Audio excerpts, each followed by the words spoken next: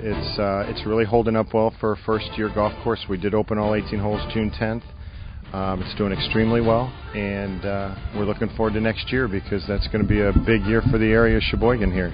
We got some exciting things planned for next year. We got the U.S. Open qualifying. We got the PGA Tour Saturday Series. We've got interest from the WSGA and any event in the future. Most of those, you got to understand, are booked out a number of years already. But they put no limitation on what we can hold in the future. I think if you look at the first 4 holes on this golf course, first 3 holes were out in sort of a cornfield, and looked at what to do with this property after looking at the other property. Once you get into the 4th hole, you go into the trees. 5th hole plays along an embankment. 6th hole is a beautiful little par 3 that plays along another embankment on the other side, and then 7th's a beautiful little par 4, a little pitch, fit very tightly between some wetland areas and on embankment. And 8's a par 5 that fits into this thing, and then 9 comes back right here to the clubhouse. What we had to do was take the first 3.5 holes before we got to the trees and create something that would fit and work with the others. I don't like to see a golf course start out and break your back the first hole. I've never liked that philosophy. I've always feel like you ought to be able to get started. And not that the first hole has to be a bad hole, but I don't want it to be an extremely difficult hole. And the first hole here is not a difficult hole. It's a fairly short par 4. It plays. It won't play like a difficult hole. You can get in trouble on it, but it should get you started. But then the golf course starts, and we basically put a lake out there, which we play 2 around and 3 back. And the lake out in this cornfield created the elements of being able to match up with other parts of the golf course. And once we got through 2 and 3, then 4 went out with the tee shot and then went into the trees. And then we didn't have any problem with the trees.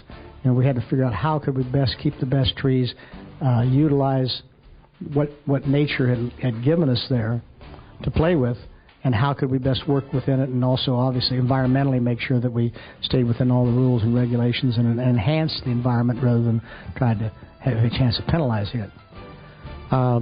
That basically got us through the front 9. The back 9 was sort of in and out. 10 was sort of had a really nice tee shot area and a nice sort of glacial ridge, I suppose, that was left on the right side, and one actually on the left. And we enhanced the one on the left and put some bunkers into it and put a nice par 4 that dog-legged left to right, and really fit very, very nicely. 11 was just nothing. There was nothing there. We had a power line crossed out here that we sort of split it over, and so we ended up putting the lake, and we played around this lake. We played against a base of trees, trying to utilize the natural areas that are there, but then how do we enhance it and how do we play with it? So by putting that lake in, we ended up actually allowing you to play to either side of the lake on the hole, and then we start going back in. I won't go through all the holes out here now, but you start going into the 12th hole's a par 3, and then 13's a long par 5, and you start sort of balancing what you have with a hedgerow tree line, which was an old farm tree line in the field. How do you take that, make it work? How do you tie it together? Then you get back into the trees a little bit on 14, 15, 16. Then 17 comes out to the top and drops way on down off a nice ridge. And then 18 was really a nothing area. We had to create a golf hole there. We really created a stream. We had a drainage that moved down through that area, so we had to utilize that and reroute the drainage to make it work. So it became part of a nice area. And so you try to take all those things and put them together. Yes, some of it's man-made, some of it's natural, but you try to take and get a balance. And I think if you take a lot of golf courses that are totally through the trees, you go out there and say, wait, you remember the 4th hole I hit this shot? And that's the 4th hole. Okay, 4th hole. Now, let's see, 1 does this, 2 does this. I mean, what you try to do is say, somebody says, okay, went out to the 4th hole today. Yeah, that's the par 5, right? Or somebody says, I went to the 7th hole. Oh, that's that little short par 4 up the hill. In other words, each hole's got its own identity, yet it's a blend of how you put it together.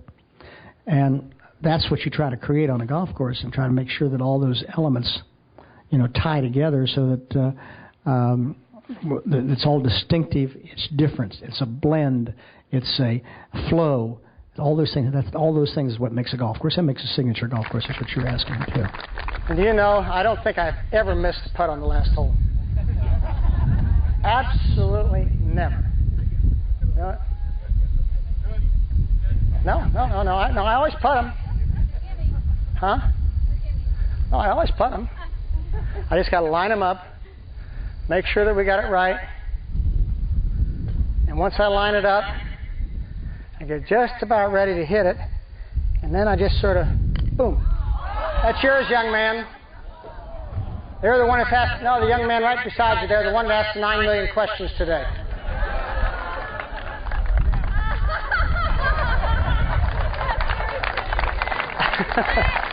Okay, thank you all very much. We had hoped to have a plaque ready today, but it's not, so Christopher's going to read what we wrote to have on this plaque. Go ahead. To our dad, whose vision, dedication, perseverance, and hard work turned his boyhood dreams into this reality, we love you. Christopher, Matt, and Alexandra.